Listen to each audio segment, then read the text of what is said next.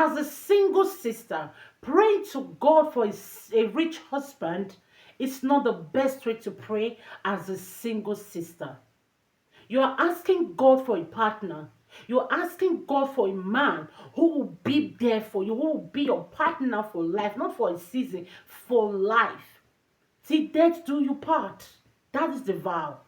You pray for just finances. Do you know that it's not all rich men that takes care of their wives, that spend on their wives? What you should be praying for is a man who loves you, who honors God, a man who understands the role of a father and of a husband.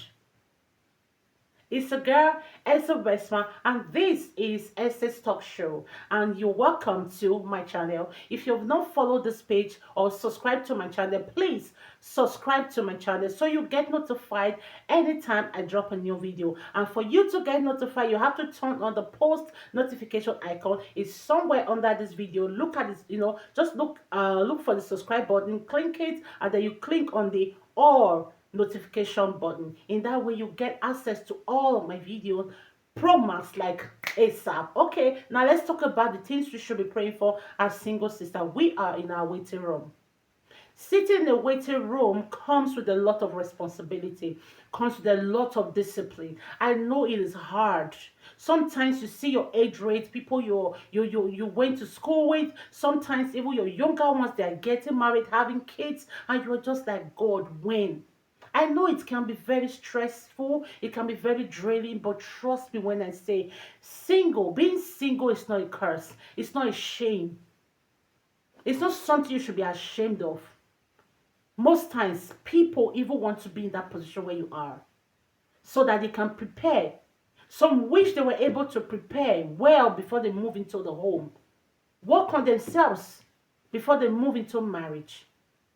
Okay, so as you're waiting, let us have this mentality of we are not isolated, we are not getting it wrong, we are not late, because God is never too late. Most especially when you are choosing to put God first and you're seeking God's face concerning your marital settlement. Trust me, the reason why you're single is not because you have not found a man who takes interest in marrying you. The reason why you're single is because there is something you're searching for that you have not found. And if that thing is not there, you decide to settle for just anyone, you may end up regretting your action. So this is why you should see your single stage as a blessing, a season, a time for you to prepare yourself. It becomes a challenge when you have gone to a certain, kind of age and you're like, okay, like, what's going on? But if it's not because you are not seeing anybody, it's not because you are not, you are not attractive or no one is talking to you, that you're just being careful, that's why you're still single, then there is a reason why you are feeling that way, because God wants you to be careful. That is why you have not picked anybody. God is preparing something for you. But if it is because no one is approaching you, that's why you're single. Okay, that's the cause for alarm. You should pray harder. You go, maybe go for deliverance. But if men are actually coming, you are the one choosing, oh, I don't want this. There's this thing I want in a man that this person doesn't have. And that thing must not be because he's not rich like you are expecting. Maybe there's a character he possesses. There's a way he does things, his actions, the way he treats people. He doesn't pray and he doesn't believe in God and he's not willing to learn. Or he's someone that smokes a lot, he drinks a lot and he's not willing to change. Those characters, those attitudes, he's harsh, he's rude. He's violent. Those characters, those are the reason why you'll be rejecting men. That's a good reason to go, because if you do not check those boxes, you will end up regretting it when you go into that marriage. It is only when no one is coming your way, no one is approaching you, that is when you feel like, okay, there's a problem. Or they keep disappointing you, even when they have good character, they'll just suddenly disappoint you. That is when you should be very, very concerned and be like, okay, there's a problem. But if these are not the reason, there is no problem. And now, when you pray to God to give you a good husband, don't just base a good husband to be a rich man only, successful man. Because trust me, there are some successful men that do not take care of their wives, that do not give their wife a dime, that their wife cannot give account of anything, like they do not have anything to their names. They don't. You may live in a very flashy house because, of course, they want to brag to their friends because, their friends will always come to visit them, right? They want to brag to them that they are okay. All right? You may have clothes to wear, but you may never have anything to your name. And if you live in such situation, you will be living so unfulfilled, unsatisfied. He may never even have your time. He may never even give you the emotional support that you need, the spiritual guide that you need. So when you're praying for a partner, pray to God to give you a kind man, a man after his own heart, a man He has ordained to be your partner. Because when God gives you His will for you, you'll be satisfied. You'll be happy. Personally, I have been in a situation where I turned down an engagement. I've been engaged twice, and I've turned down those engagement twice.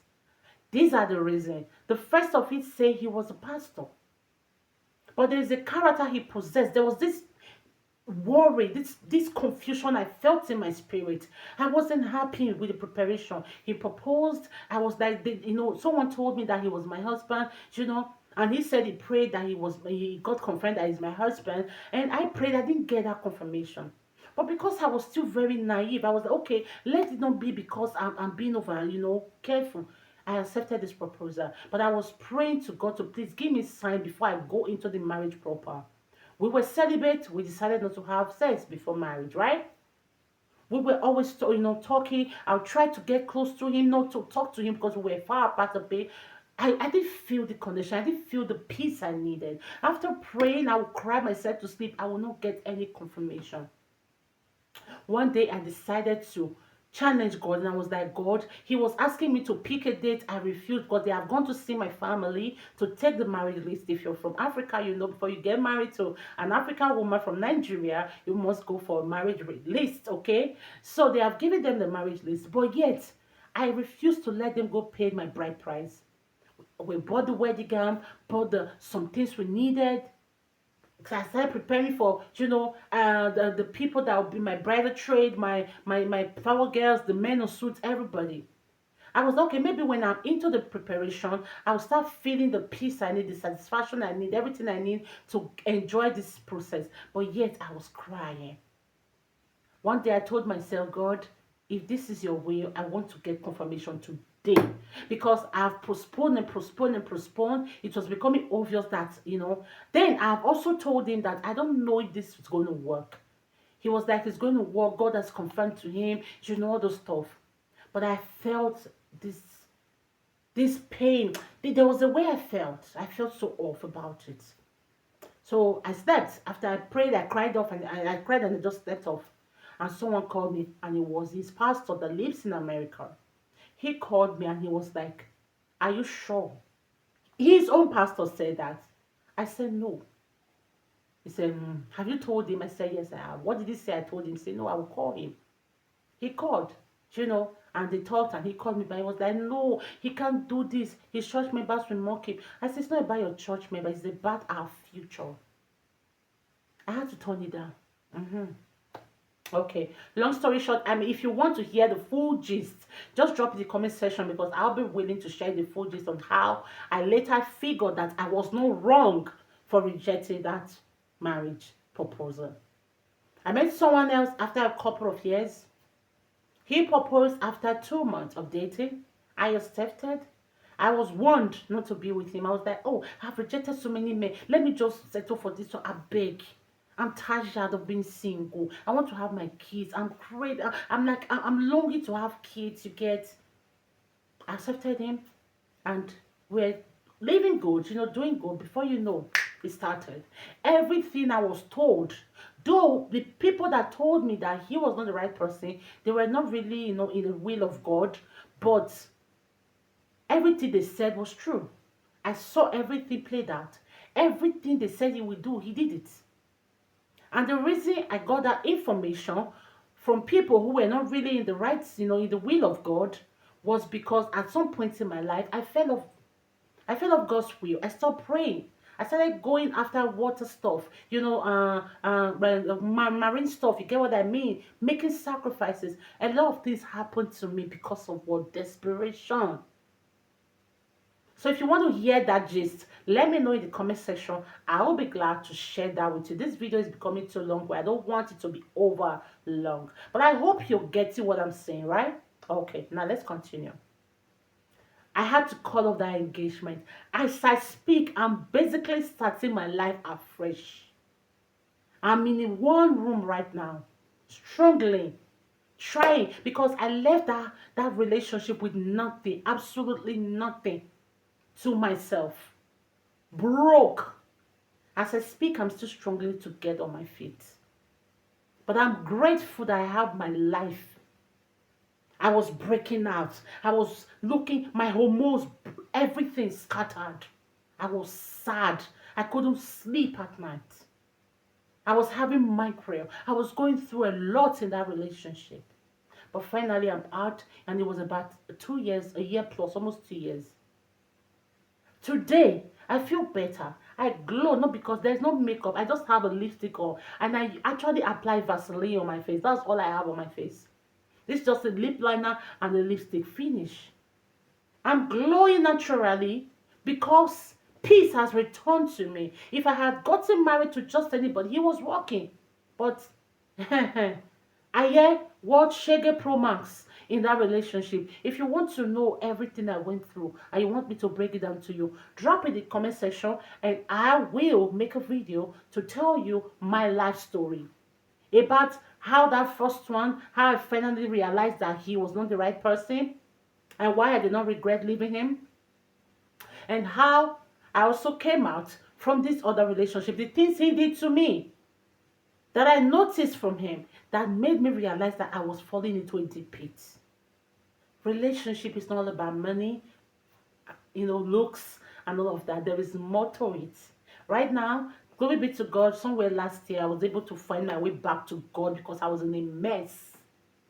Okay, if you want me to also give you my journey from transitioning from being a real child of God to becoming almost a spiritualist, please let me know and I'll also share that video with you so that we'll also guide ourselves on what to do. Like, we're walking progress, right? When I'm working progress as sisters, please let's help ourselves. Okay, drop your opinion in the comment section, subscribe to this channel, turn on the post notification icon. I will be back to respond to all your questions. And yeah, I'm gonna see you later. Peace out, guys.